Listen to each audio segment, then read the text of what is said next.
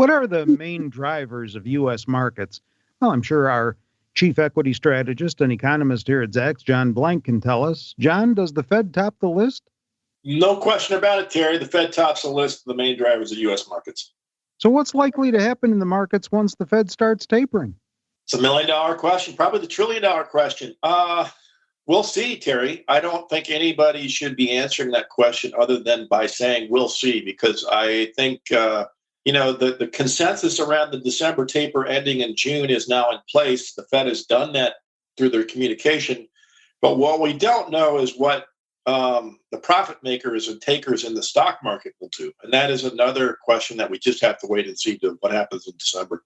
And that action is not already priced in, is that correct? Well, what's priced in is the Fed timeline. But it's buy the rumor, sell the news. So when the news hits in November, December, that the taper timeline I've mentioned is in place, that can be a sell the news event. And it doesn't necessarily have to be one, but it might be one. And that's what you got to pay attention to. Investors have moved to the sidelines a bit in this month of September. Is there a fear running through the stock market of a contagion from the troubled China property market? Terry, I have a different view on this. Evergrande has been in the news. Andrew Left, the shorting guy, pointed it out 10 years ago. But what Evergrande is a big property company. And if you look in the REITs in the United States and the S&P 500 real estate sector of that composition, those things are extremely hot. And what concerns me here is people have way overbid the most weak part of the U.S. economy, any global economy, which is the real estate sector. You've got remote working carrying on. People are not going back to offices. Retail is basically shifted online. And I don't understand if this real estate situation is being priced correctly. So I think the right way to understand Evergrande is more globally, which is that real estate, may be, in more trouble than people think everywhere. And once again, we see the debt ceiling issue risen in Washington, D.C. How does that factor in as a market driver? Well, this will be drama, and it will probably create some hesitation and news flow. But I generally think these things get resolved in their negotiating tactics. September usually has the worst track record of any month performance-wise for the year. And this month was no exception with all the back and forth and volatility. Do you look for that to hold true for the rest of this month and year? The rest of this month, we're talking the 23rd of September. Again, the market may be pricing. It's a bullish market. It's tough to be arguing that the market's not looking to 2022 and looking out of September. So it may have been that the volatility did show up and we're done with it, Terry, and we'll see. So what about the U.S. stock market going into the year's end? I looked online, top down, bottoms up consensus for 12 months on the S&P 500 right now is 5,033 on the S&P 500 12 months from now. So we're at 4,400. So, 600 points in 12 months. You're looking at 50 points on the S&P every month, which is somewhat less than 1% a month.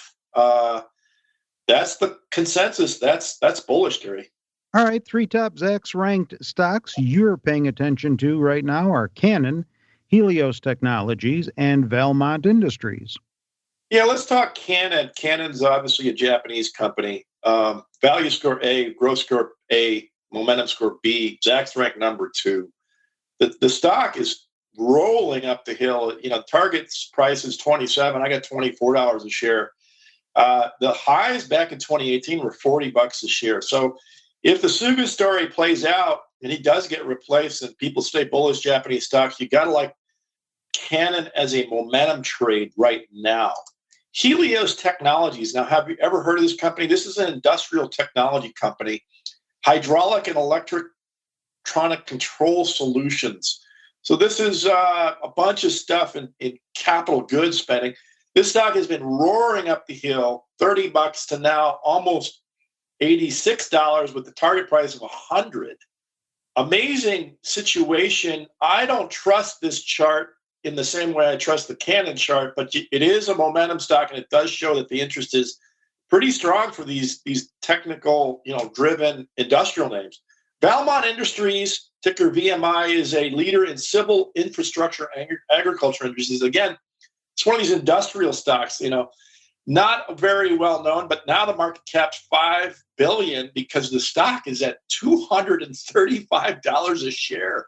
$235 a share, Terry, is just a sticker shock for this economist. But the forward price earnings ratio 22, not actually that out of line with the S&P 500, but you've got to look at the chart. It's kind of been staggering around for 6-7 months. I don't know if there's any play left in Valmont Industries. Chief Equity Strategist and Economist John Blank on the markets with John. I'm Terry Ruffalo.